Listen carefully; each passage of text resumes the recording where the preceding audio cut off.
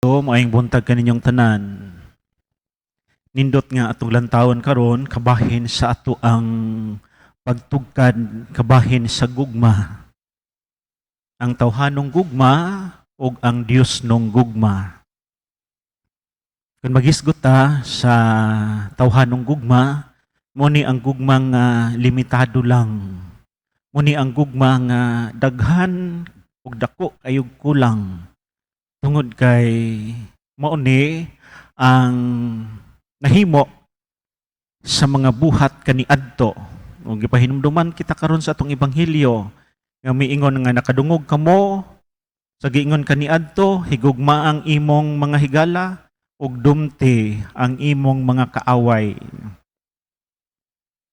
Ug mauni ang tawhanong gugma.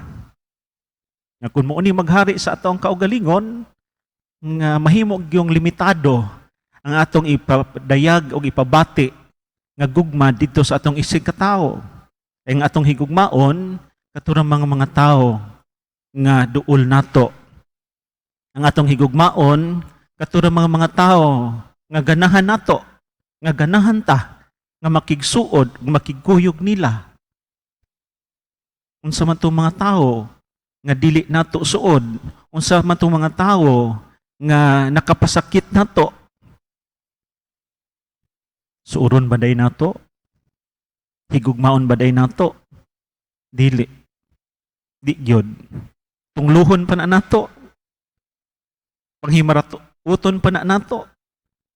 Nya daghan na bang muingon nga kun pasakitan siya sa isig katao, mingon iampo gyud nako na siya. Nga iyang pag-ampo, panghimaraot, kadaot sa kinabuhi sa uban. Muna itong hinumduman nga kanang imo ang panghuna-huna nga panghimaraot nga sa imuhang pagbati nga pag-ampo na di gyud na tubagon sa Ginoo. Kay ang imuhang pag-ampo ug imuhang gipangaliupo dili kaayuhan sa imong isig katao kundi kadautan. Nya ang Ginoo, He is a God of love. He is not a God of condemnation. Di gyud siya ang maong Ginoo nga mohatag og kadaot diha sa kinabuhi sa tawo, kundi ang iyang ihatag mao ang maayo ug ang paghigugma ug pag-atiman sa tawo. Ug mao na ang hulagway sa Ginoo. Ug diri sa atong ebanghelyo gapahinumduman kita nga dili ta magpaulipon nining maong gugma nga nahimong limitado nga mo ang gugma sa tawhanong gugma. Kundili atong palapdan o palawuman ang maong gugma nga atong ambitan ang gugma sa Dios, ang Dios nung gugma. Nga kun mahigugma ta, dili lang niadtong mga tao nga suod nato, dili tong mga tao nga duol sa atong kasing-kasing, kundili palapdan pa nato og palawuman pa nato atong gugma nga ang paghigugma apil ang atong mga kaaway. Yung pangutana, higugma pa nimo ang imong mga kaaway. Mingon si Kristo din sa atong ebanghelyo, higugma ang inyong mga kaaway ug pag-ampo kamo alang sa mga tao nga nagpasipala kaninyo. Lisod. Lisod ang pagbuhat sa pagigugma sa mga tao nga nakapasakit nato.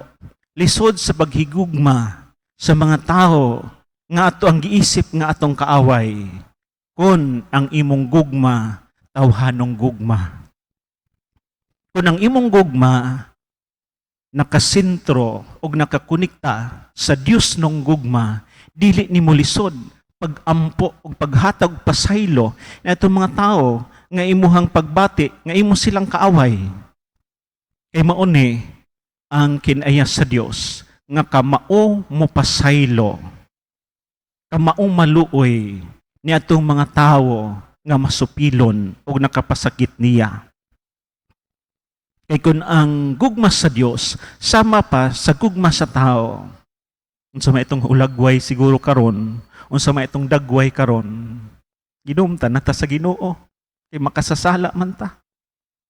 Pero ang Ginoo nagpahinumdom kanato karon nga bisan sa kalimitado sa atong gugma tungod kay mooy maghari sa atong kaugalingon ang tawhanong gugma, gipahinumduman kita karon sa Ginoo nga dili lang diha taman ang atong gugma nga ipabati ngadto sa atong isikatawo, nga ato pang palapdan, ato pang palawuman sama sa gugma sa Ginoo nga kamao mo pasaylo o kamao maluoy.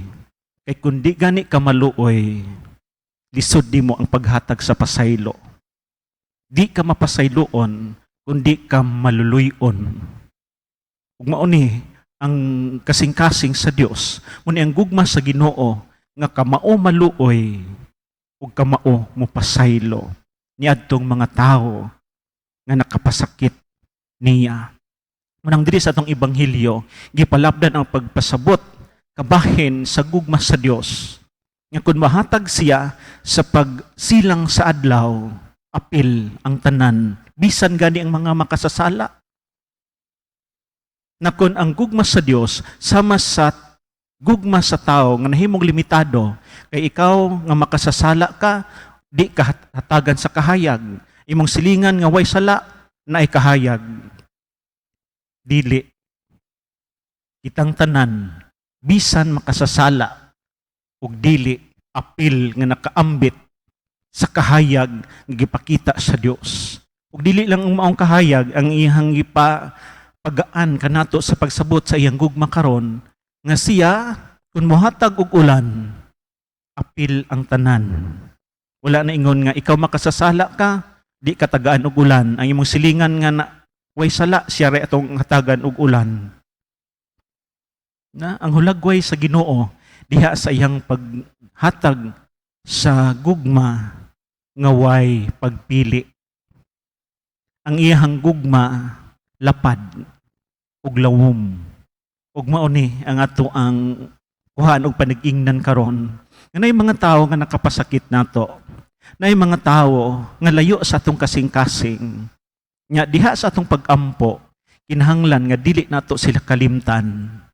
Kinahanglan atong pag-ampo, dili panghimaraot o kadaot niya atong kinabuhi sa mga tawo na nakapasakit nato. Kung dili atong pag-ampo, sibo diha sa pag-ampo sa Dios nga maghatag diha sa kaayuhan sa kinabuhi sa tanan. Una kun ugaling na mga tawo nga nakapasakit nimo, kung ugaling na mga tawo nga layo gyud sa imong kasing-kasing tungod kay sa imong pagbati naghatag sa kasakit diha sa imong kinabuhi, kinahanglan iapil siya sa imong pag-ampo, nga imong pag-ampo nga conversion sa ilang kinabuhi.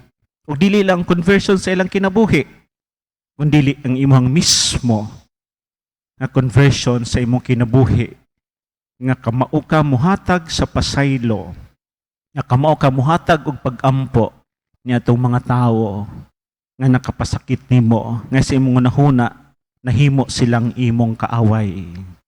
Ug mao ni karon ang mensahe sa atong ebanghelyo nga gipaabot sa Ginoo kanato nga atong gugma dili lang diha kutob sa tawhanong gugma nga nahimong limitado, kundi ato ang isentro diha sa Dios nung gugma nga way pagpili, nga dili limitado ang gugma.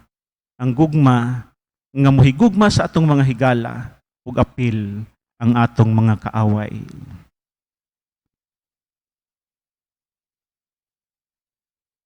Palihog man